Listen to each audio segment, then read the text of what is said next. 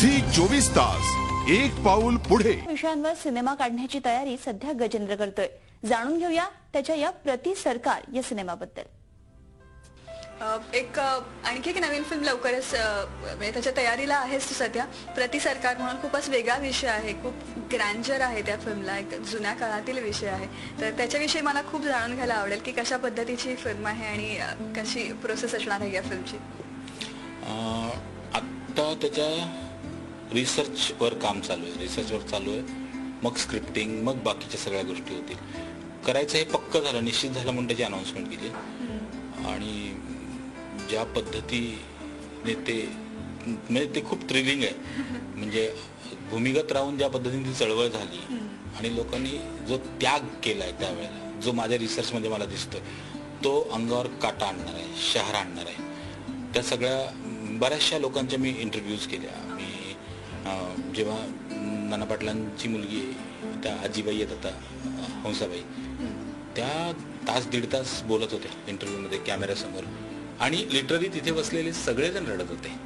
ज्या पद्धतीने त्या सांगत होत्या, मला वाटलं की हा तो इमोशन्स आहे, तोच सिनेमा आहे। नुसती त्यांचा इंटरव्ह्यू त्याच्यावरती एक सिनेमा होऊ शकतो, त्यांनी जे काय घटनाक्रम सांगितला आणि जे काय, तर मला आधीपासूनच वाटत होतं की हा खूप महत्त्वाचा विषय आहे, थ्रिल आहे, याच्यामध्ये ड्रामा आहे, याच्यामध्ये आपला इतिहास आहे। लोकांनी ज्या पद्धतीने घरादारावर अक्षरशः तुळशीपत्र ठेवणं म्हणजे काय, हे जे मी त्यात ऐकलं आणि जे वाचतोय ते सगळं, तर हे सगळं त्या सिनेमामध्ये येणार आहे।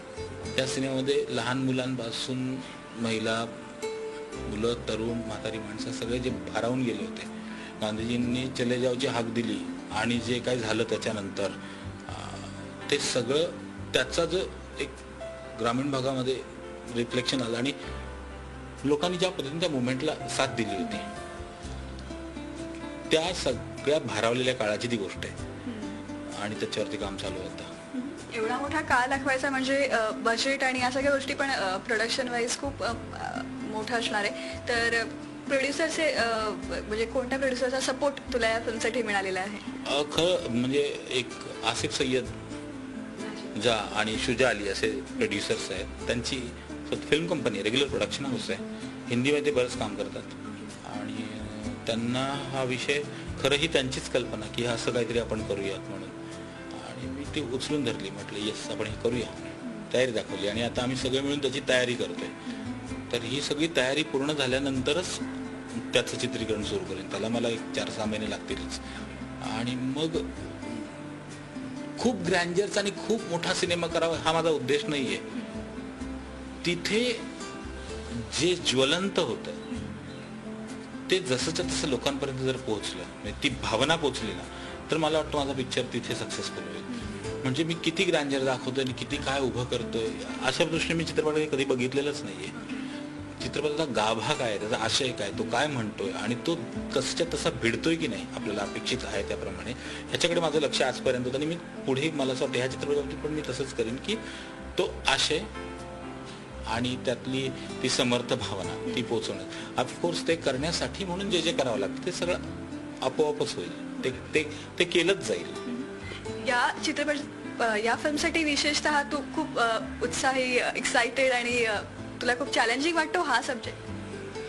निश्चितच चॅलेंजिंग विषय आहे। म्हणजे त्यात चॅलेंज जाणवलं म्हणूनच त्याला हात घातला। अदरवाईज थोडे नाही, माझे 35 सिनेमे आता पूर्ण होत आले, 36वा सिनेमा माझा आता फ्लोअरवर जाईल। तर एवढं काम करत असताना विविध कथा मी हाताळल्या, विविध जॉनर हाताळली, विविध प्रकारे सिनेमाकडे बघितलंय।